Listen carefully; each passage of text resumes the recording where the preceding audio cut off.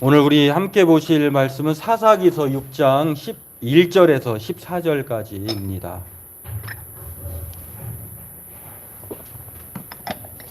사사기서 6장 1절에서 14절까지.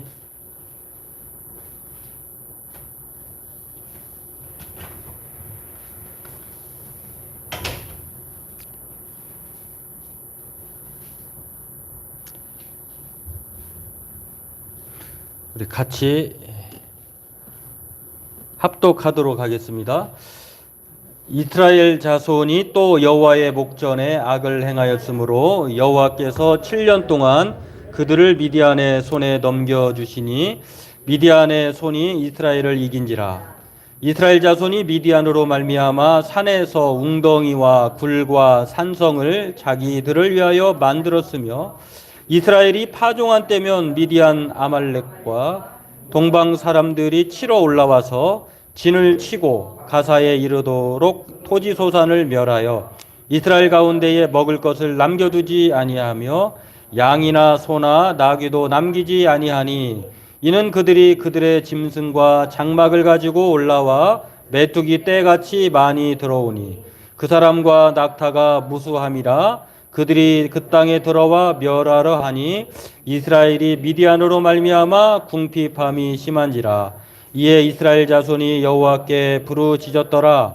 이스라엘 자손이 미디안으로 말미암아 여호와께 부르짖었으므로 여호와께서 이스라엘 자손에게 한 선지자를 보내시니 그가 그들에게 이르되 여호와께서 이같이 말씀하시기를 이스라엘의 하나님 내가 너희를 애굽에서 인도하여 내며 너희를 그 종 되었던 집에서 나오게 하여 애굽 사람의 손과 너희를 학대하는 모든 자의 손에서 너희를 건져내고 그들을 너희 앞에서 쫓아내고 그 땅을 너희에게 주었으며 내가 또 너희에게 이르기를 나는 너희의 하나님 여호와이니 너희가 거주하는 아모리 사람의 땅의 신들을 두려워하지 말라 하였으나 너희가 내 목소리를 듣지 아니하였으니라 하였다 하니라. 여호와의 사자가 아비에셀 사람 요아스에게 속한 오브라에 이르러 상수리 나무 아래에 앉으니라. 마침 요아스의 아들 기드온 미디안 사람에게 알리지 아니하려 하여 밀을 포도주 틀에서 타작하더니 여호와의 사자가 기드온에게 나타나 이르되 큰 용사여 여호와께서 너와 함께 계시도다 하매 기드온이 그에게 대답하되 오 나의 주여 여호와께서 우리와 함께 계시면 어찌하여 이 모든 일이 우리에게 일어났나이까. 또 우리 조상들이 일찍이 우리에게 이르기를 여호와께서 우리를 애굽에서 올라오게 하신 것이 아니냐 한 그 모든 이적이 어디 있나이까. 이제 여호와께서 우리를 버리사 미디안의 손에 우리를 넘겨주셨나이다 하니 여호와께서 그를 향하여 이르시되 너는 가서 이 너의 힘으로 이스라엘을 미디안의 손에서 구원하라. 내가 너를 보낸 것이 아니냐 하시니라. 아멘. 네, 우리 함께 서로 인사하겠습니다. 걱정 마십시오. 하나님이 함께 하십니다. 우리는 행복한 사람입니다. 하나님이 우리와 함께 하십니다. 저와 여러분도 큰 사람입니다. 빅사이즈죠. 이제 몸이 큰 게 아니라 하나님이 크시니까 크신 하나님을 믿으면 우리도 큰 사람입니다. 또 하나님이 함께 하시니 큰 사람입니다. 오늘 이 말씀에 확신을 가지고 날마다 세상에서 기죽지 말고 날마다 하나님으로 살아가는 귀하고 복된 성도들 다 되기를 바라겠습니다. 네, 오늘 사사로서는 5번째 사람인데요. 이 기드온이라고 하는 사람, 우리가 삼손, 이 사사기서에서 가장 유명한 사람을 뽑으라면 아마도 삼손일 거예요. 삼손이 뭐 헤라클레스 같은 엄청난 괴력을 자랑하는 그런 삼손. 또 영화로도 많이 뭐 애니메이션으로도 많이 방송됐는데, 그런데 실제로는 이 내용상 보면 삼손의 이야기보다 기드온의 이야기가 분량이 많아요. 장수로는 3장이지만 절수로는 100절이에요. 그런데 삼손 이야기는 4장이지만 96절이에요. 그만큼 기드온의 이야기가 중요하다는 거예요. 근데 또 기드온을 보면은 우리와 너무나 많이 닮았어요. 왜냐하면 기드온은 아주 긍정적인 것과 부정적인 모든 것을 가진 지극히 평범한 사람이라고 하는 것입니다. 그러니까 우리는 가끔 그렇게 막 사람을 신성시할 때가 있는데 야고보 사도가 뭐라고 얘기하냐면 야 봐봐 야고보 장로가 뭐라고 얘기하냐면 엘리야도 우리와 성정이 같다 이렇게 말을 했어요. 엘리야가 뭐 특별해가지고 그가 기도하니까 비가 안 오게 하고 또 그가 기도하니까 비가 내리게 하는 특별한 신적인 존재라고 생각하지 말라는 거예요. 중요한 것은 하나님을 소망하고 하나님 앞에 그렇게 믿음으로 기도하면 하나님이 역사한다는 거예요. 그러니까 우리가 너무 이 세상을 살아갈 때 저 사람에게 뭔가 특별함이 있어 이렇게 생각하는 것은 지극히 성경적이지 않다라고 하는 것. 그런 면에서 우리가 너무 기죽지 말고 하나님을 크신 하나님으로 믿는 것이 더 중요하구나 이렇게 생각하고 오늘 이 기도원의 특이한 점을 우리가 생각하면서 함께 은혜 나누기를 원합니다. 뭐 특별한 것을 더 발견할 수 있다고 하면 지금까지의 사사는 자신이 죄를 지고 하나님 앞에 악을 행하고 그 악이라고 하는 것은 하나님을 버리고 세상의 신 가나안 신을 섬길 때에 일어나는 일들이거든요. 하나님을 버리고 하나님 외에 다른 신을 섬기면 하나님은 여지없이 이 주변 나라에게 파는 거예요. 고통을 주는 거예요. 이런 면에서 형통이 반드시 복이라고만 말할 수 없는 거예요. 왜냐하면 너무 형통해가지고 하나님을 모른다고 잊어버리면 그건 형통이 아니죠. 그거는 아주 절망이고 아주 죄악이죠. 근데 반대로 하나님을 알도록 하나님께서 깨닫게 하시고 또 심판하시고 채찍질 하셔서 하나님만 안다면 그 고통은 절대 불행이 아니에요. 좋은 복이라고 하는 것입니다. 그런 면에서 이스라엘 백성들이 악을 행했는데 뭐 악은 그 당시에 세상의 신 가나안 신을 섬기는 것인데 가나안 신의 특징이 있어요. 지역마다의 신이 있어요. 그러니까 회사 가면 내가 승진해야 되겠다 하면 성공의 신을 쫓아 살면 그게 신이에요. 돈이 없어요. 근데 돈을 쫓아 모든 걸 포기하고 자신의 삶을 올인한다. 그럼 돈을 신으로 섬기는 거예요. 그러니까 지금의 우리와 별반 다르지 않은 상황을 가지고 있는 게 그 당시에 이스라엘 백성들의 삶의 모습이라고 하는 것입니다. 근데 오늘 특이한 것은 지금까지의 사사는 고통을 당하면 하나님께서 사사를 딱 보내가지고 제 앞에서 평안을 주시잖아요. 근데 오늘 본문을 보면 먼저 앞서서 선행되는 특이한 사건이 있어요. 하나님이 기드온을 사사로 세우기 전에 하나님께서 한 선지자를 보냅니다. 참 희한해요. 하나님은 왜 이 어려운 절박한 상황에서 구조 요청을 하면 구조대원을 보내야지 왜 좀 생뚱맞게 한 선지자를 보내실까? 거기에는 마땅한 이유가 있다고 하는 것입니다. 다시 말해서 지금 배고파 굶주려 죽겠다고 울고 있는 아이에게 빵을 주어서 배를 채워주신 대신에 왜 이 빵이 너에게 필요한지 그리고 빵을 주는 내가 누구인지를 설명하는 것하고 비슷해요. 고기를 잡아주는 것이 아니라 고기 잡는 법을 가르쳐 주고자 오늘 한 선지자를 보내신다라고 하는 것입니다. 그런 면에서 오늘 한 선지자를 보내는 그 이유에 대해서 우리가 두 가지로 생각해 볼 수 있는데 오늘 이것을 나누고 함께 은혜 가운데 거하기를 원합니다. 첫 번째는 하나님께서 한 선지자를 보내신 이유는 하나님을 소망하라, 하나님만을 소망하라 라고 하는 것을 선지자를 통해서 가르쳐 주고 있다는 것입니다. 다시 말해서 하나님을 소망하지 않았기 때문에 이 어려움을 그들이 맞이하고 있다라고 하는 것을 가르쳐 주는 거예요. 하나님을 소망하지 않고 가나안 신을 소망하고 또 세상의 신을 따라 살다 보니 이 고통이 임했다는 거예요. 그러니 너희들이 잃어버렸던 것들을 다시 회복하라. 하나님만을 소망하라. 이렇게 말하고 있는 것입니다. 이스라엘 백성들이 악을 행했다고 하는 것은 사사기에 나와 있는 패턴, 그러니까 그들이 고통을 당하는 시작은 바로 여기에 있다는 거예요. 티모시 켈러라고 하는 사람, 제 집에 그 세상의 신, 거짓 신들의 세상, 또 만들어지신 신에 대해서 이 가짜 신에 대한 이야기가 있는 책이 3권이 있는데 아주 유명하신 분들이 쓴 책들이, 이 사람들의 책의 내용을 보면 티머시 켈러라고 하는 사람은 거짓 신들의 세상에서 신을 뭘로 얘기하냐면 돈의 신, 성공의 신, 권력의 신. 근데 이 통칭해서 이 가짜 신들을 뭐라고 하냐면 짝퉁신이다 이렇게 말을 했어요. 이건 다 가짜라는 거예요. 또 카일 아이들먼이라고 하는 사람은 거짓 신들의 전쟁이라고 하는 그 자신의 책에서요, 이 신을 이제 그룹으로 묶었는데 쾌락의 신이 있다는 거예요. 저와 여러분을 쾌락거리로 섬기게 하는, 하나님을 잊어버리게 하는 그 신을, 쾌락의 신을 3가지로 말하는데, 음식이 주는 쾌락이 있다는 거예요. 그리고 뭐 섹스가 주는 쾌락이 있다는 거예요. 그 오락이 주는 쾌락이 있다는 거예요. 힘의 신이라고 하는 거짓 신이 있는데, 성공과 돈과 성취가 힘의 신이라. 돈이 있어야 힘이 생긴다. 그래서 돈을 신으로 섬기는 사람. 성공해야 힘이 있다. 그 성취를 해야 힘이 있다라고 하는 것. 또 사랑의 신은 로맨스, 가족, 나 자신을 섬길 때 그 신으로 구분을 하는데요. 트레빈 왁스라고 하는 사람은 우리 시대 6가지 우상을 소개하면서 성공과 자신과 돈과 레저와 성과 권, 이걸 다 보면은 거의 비슷비슷해요.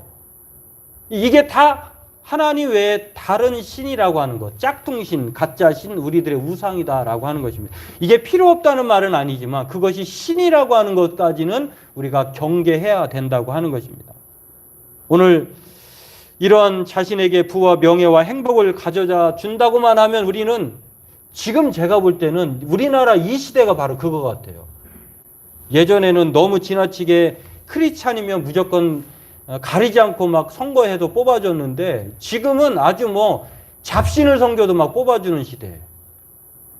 참 신앙인으로서 전혀 용납할 수 없는 그런 시대가 바로 지금 보세요. 뭐 관계없어요. 누가 뭐 자기에게 이익이 된다면 뭐 무당도 갔다가 뭐 또 다른 신도 섬겼다가 왔다 갔다 뭐 관계없어요. 근데 이 시대가 바로 이 가나안의 신들이, 지금 기드온이 활약하는 시대가 바로 그러한 혼합하는 신, 혼재하고 있는 신을, 왜냐하면 이 기드온이라고 하는 아버지 요아스라고 하는 사람도 자기 집에 바알과 아세라 신을 섬기고 있었거든요. 여러분, 기드온이라고 하는 이름의 뜻이 뭔지 아세요? 찍어버리는 자, 베는 자, 이런 뜻이에요. 근데 이 기드온이 사실은 바알과 아세라의 집 앞에, 자기 집 앞에 있는 것을 찍기도 전에 하나님이 너 하나님의 큰 사람아 이렇게 말을 하거든요. 사실 그래서 그런 면에서 기드온이 자기가 뭐가 큰 사람이어서 하나님이 큰 사람이라고 말하는 것이 아니다라고 하는 것입니다. 오히려 이 기드온과 그의 가족은요, 당시 이스라엘 백성들은 하나님 말고 다른 것에 소망하고 살아가고 있었어요. 그래서 하나님은 선지자를 보내서, 야, 너희들이 소망하고 있는 가짜 짝퉁신을 버리고 하나님만 소망해, 하나님만 섬겨, 이렇게 말하고 있는 것이에요. 이것이 선행되어야 하나님의 구원의 은혜가 임한다라고 하는 것입니다. 우리나라가 수년 동안 불명예 상위권에 위치한 성적이 몇 가지 있죠. 뭐 안 빠지는 것, 자살률 1위, 행복지수 거의 밑바닥. 요즘에 또 하나가 이제 급부상이 했는데요. 가나안 성도 급속도로 늘어나는 것 추세 1위. 뭐 가나안 성도, 안 나가는 성도, 믿지만 안 나가는, 교회 안 나가는. 근데 어제 어느 대형 교회, 오래된, 전통적인 오래된 교회 한 청년이 이런 말을 하더라고요. 전에 이 코로나 터지기 전에 300명이 모였대요. 지금은 300명이 아니라 100명도 안 나온대요. 그 3분의 2가 사라졌어요. 그래서 그 고민 끝에 어떤 행사를 주관을 했다고 하는데, 이제 잃어버렸던, 돌아오게 하는 성도들 그 프로젝트를 진행했는데요.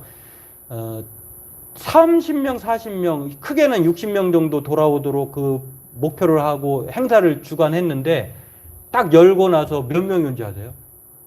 6명 왔대요. 그러니까 이게 한 번 떠나면 돌아올 생각을 안 하는 거예요. 이게 정말 우리의 위기의식이에요. 그러니까 왜 그럴까? 그 책임이 우리에게 있어요. 기성세대에게 있어요. 요즘에는 아주 흔하게 보는 것인데, 제가 유심히 보는 것 중에 저러다 아이가 어떻게 될까 하는 생각이 지나칠 정도로 드는 거 있어요. 예전에는 밥을 먹으면은 아이가 있으면은 한 사람이 희생을 하거나 여러 사람이 희생을 해서 아이를 본 이후에 식사를 했잖아요. 요즘은 같이 먹더라고요. 어떻게 같이 먹을 수 있느냐? 내 손에 다 휴대폰이 있어요. 아이들에게도. 그게 부정적으로만 볼 수도 있고 또 긍정적인 면도 생각할 수 있지만 울면 그냥 안겨주면 애가 울음이 그치는 거예요. 그러다 보면 아이가 너 교회 갈래? 휴대폰 볼래? 하면 휴대폰 보죠, 당연히. 그 책임이 누구에게 있을까? 어른들에게 있을 수 있다는 것입니다. 또 하나의 그 상위권에 최근에도 그 랭크되고 있는 것이 있다고 하면 우울증이라고 하는 것. 여러분, 크리스찬도 우울증이 걸릴 수 있을까요? 없을까요? 당연히 있어요. 엘리야라고 하는 사람, 대표적인 선지자가 그 사람이 우울증의 대가예요. 갑자기 막 갈멜산에서 전투를 벌여서 승리에 도취돼 가지고 힘차게 살았다가도 또 바알과 아세라를 섬겼던 그 아합 왕의 이세벨이라고 하는 여자가 죽이겠다고 하니까 아주 막 엄청나게 도망가 가지고 산에 숨어 가지고 하나님 나의 생명을 취하소서 이렇게 말한 사람이 엘리야예요. 엘리야는 아주 선지자였지만 우울증을 앓고 있었던 사람이에요. 그런데 지금 현재 우리나라에 우울증을 앓고 있는 사람이 2016년 기준이 64만 명이라고 해요. 2016년 기준이 그것도 병원 진단받은 사람이. 그렇다면 추산해 보면 진단받지 않고 세월의 기간을 더해 보면 현재 우울증을 앓고 있는 사람은 약 214만 명으로 추정한다고요. 근데 이런 여러 가지 안 좋은 것들이 상위 랭크의 순위에 위치하고 있는 것이 왜 그럴까? 바로 하나님에 대한 소망이 없기 때문에 많은 원인이 있지만 그 중에 한 가지가 하나님께 소망을 두지 않기 때문이 아닌가 하는 생각을 갖게 됩니다. 오늘 구약의 선지자 중 한 사람인 하박국 선지자가 있습니다. 구약 성경의 뒤편에 위치하고 있는 사람입니다. 이 사람은 여호와긴 시대에 망해져 가고 있는 이 바벨론으로부터 유다가 이제 고통을 받고 있는 시점에 활동했던 선지자예요. 똑같이 오늘 이 기드온이 한 말하고 비슷해요. 하나님, 선지자가 와가지고 내가 너희들 애굽에서 종살이 했을 때 인도해냈고 구원한 여호와야. 이렇게 말을 하니까 이 기드온이 뭐라고 하냐면 하나님, 그건 과거 일이잖아요. 하나님이 살아계시고 하나님이 그렇게 위대하시다고 하면 지금 우리는 뭡니까? 미디안이 7년 동안 압제하는데 어떤 압제인 줄 알아요? 엄청난 압제인데 이 미디안과 아말렉과 이 동방 사람들이 연합해서 숫자적으로도 크지만 아주 살 수 없을 정도로 모든 파종 씨 뿌리는 거 다 짓밟아 버렸고요. 다 내륙에서 사는 거 쫓아내가지고 이스라엘 백성들이 지금 광야 생활을 해봤어도 산에서 화전민으로 살아본 일이 없거든요. 근데 다 산에서만 살아야 되는 그런 비극적인 극심한 가난에 처해 있는 사람들이 이스라엘 백성들이에요. 왜 이런 일이 벌어졌을까? 하나님이 없는 거 아니에요? 이거 무슨 하나님이 이랬습니까? 자기 백성을 이렇게 방관해도 됩니까? 이렇게 따졌던 사람이 기드온이에요. 오늘 하박국도 마찬가지입니다. 근데 하나님이 하박국에게 뭐라고 하냐면 야, 바벨론이 너희들보다 위대해서 너희들을 치는 게 아니야. 저놈들도 더 나쁜데 내가 더 사랑하는 너희를 먼저 친 다음에 그들을 심판할 거야. 이 이야기를 설득을 당한 이후에요. 그가 이제 고백했던 말이 하박국 3장에 나와 있어요. 아, 내가 이 모든 일의 결국을 듣고 나니 하나님은 다 계획이 있으셨구나. 내가 왜 고통당하는지 그리고 하나님께서 앞으로 나를 위해서 어떤 일을 행하실지 알면서 그가 고백한 이야기가 하박국 3장 2절에 나와 있습니다. 뭐라고 얘기합니까? 여호와여 내가 주께 대한 소문을 듣고 놀랐다는 것입니다. 그러니까 하나님의 놀라움이 하나님께서 지금 고통을 가하는 것, 어려움을 주시는 것은요. 사실은 우리를 다시 생존케 하고 하나님을 소망하도록 하나님께서 그렇게 지금 역사하고 있다는 거예요. 여러분, 저와 여러분들에게 코로나가 가져다 준 것, 어떤 사람에게는 이게 더 하나님으로부터 멀어지게 할 수도 있지만 어떤 면에서는 하나님을 다시 한번 소망하게 하는 기회라고 하는 사실입니다. 그러면서 오늘 하박 선지자는 이제 뭐라고 얘기합니까? 하나님, 진노 중에라도 긍휼을 잊지 말아달라. 하나님이 지금 내리는 지금의 잠깐의 시련은 이게 사랑의 채찍이라는 거예요. 그러면서 하박국이 깨달은 고백, 신앙의 위대한 고백을 합니다. 아주 우리가 잘 아는 찬송으로 나와 있는 무화과 나무가 무성치 않고 포도나무가 열매가 없고 감람나무의 소출이 없을지라도 난 여호와 하나님으로 인하여 기뻐하고 즐거워하겠다 라고 하면서 19절에 이렇게 말합니다. 주 여호와는 나의 힘이다. 하나님만이 나의 소망이다. 이런 뜻이에요. 오늘 저와 여러분들이 믿음으로 사는 인생, 하나님을 소망하는 인생으로 하나님 앞에 그렇게 살아가길 저와 여러분들이 소망하고 노력하기를 주의 이름으로 축원합니다. 하나님께만 소망을 둘 때 행복은 가까이 와 있다라고 하는 것입니다. 오늘 이 미디안의 앞자에서 사사 기드온을 앞서서 하나님께서 이 선지자를 통해서 이것을 먼저 가르쳐 주고자 보내셨다라고 하는 것입니다. 두 번째로는 이 소심한 기드온이 큰 용사인 것은 하나님 때문이라고 하는 사실을 가르쳐 준다고 하는 것입니다. 앞서 말씀드렸습니다만 기드온이 힘이 세거나 근육질이어서 그리고 신앙의 위대해서가 아니라 이 사람은 우리보다도 어쩌면 더 심한 아주 완전히 그 짬뽕인 신앙인이에요. 하나님을 알면서도 이상하게 바알과 아세라를 섬기는 자기 집에 그게 있었어요. 제가 이 설교를 생각할 때마다 이 내용을 볼 때마다 제가 군대 있을 때 생각이 나요. 저희 근무할 때 상사가 지금은 이제 뭘로 바뀌었는지 가장 높은 상사가 2등 상사가요? 중사 위의 상사.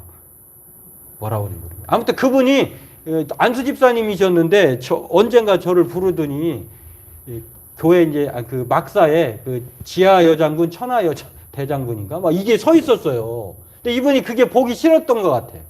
그 저를 부르더니 2명을 데리고 가서 밤에 그거를 다 뽑아버리래요. 뽑으라니까 뽑았죠. 뭐 기분이 좋기도 했지만. 근데 사실은 그건 목상이지 뭐 그게 우리 군인들을 지켜주는 건 아니잖아요. 아무튼 이분은 이게 거슬렸던 것 같아요.